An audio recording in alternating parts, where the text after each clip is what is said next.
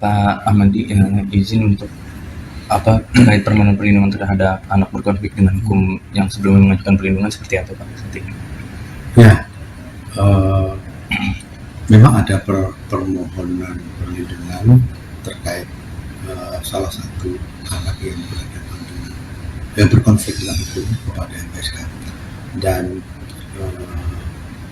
kita tahu kita juga sudah melakukan koordinasi dengan pihak terkait, melakukan perlawanan secara mendalam, dan menurut hasil telah dan koordinasi kita dengan pihak terkait, dia adalah anak yang berkonflik dengan hukum, dan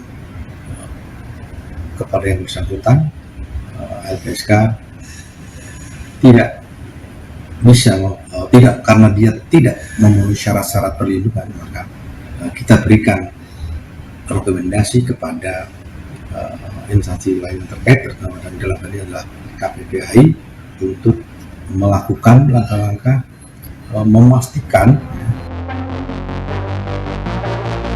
Lembaga Perlindungan Saksi dan Korban LPSK memutuskan menolak pengajuan perlindungan yang diajukan AG 15 tahun, kekasih dari Mario Dendi Satrio, atas kasus dugaan penganiayaan berat terhadap David.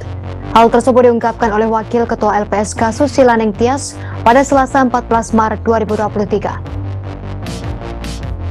Susi belum menjelaskan secara detail alasan penolakan permohonan AG yang merupakan pelaku atau anak berkonflik dengan hukum, sebab ia menyarankan agar detailnya bisa ditanyakan kepada Wakil Ketua LPSK Ahmadi.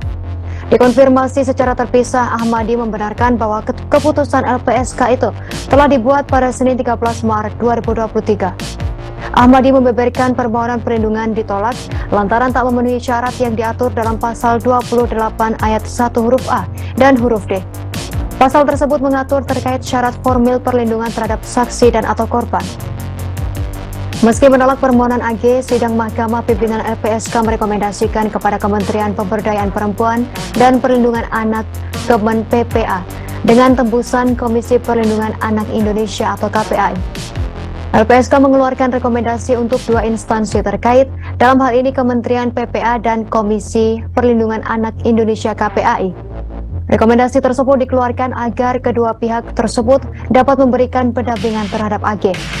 Tak hanya itu, terkait hak AG dalam proses peradilan pidana, nantinya juga dipastikan dapat terpenuhi dalam statusnya sebagai tersangka yang masih anak-anak.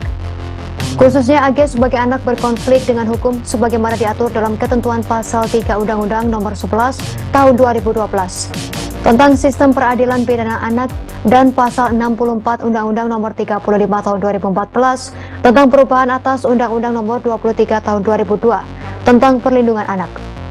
Sebelumnya, Lembaga Perlindungan Saksi dan Korban LPSK telah memutuskan untuk menolak permohonan perlindungan yang dilayangkan oleh anak berinisial AG. Dalam hal ini terkait kasus penganiayaan terhadap David Ozora oleh tersangka Mario Dendi, anak mantan pejabat pajak Kementerian Keuangan. Penolakan tersebut diputuskan dalam sidang Mahkamah Pimpinan LPSK pada Senin 13 Maret kemarin.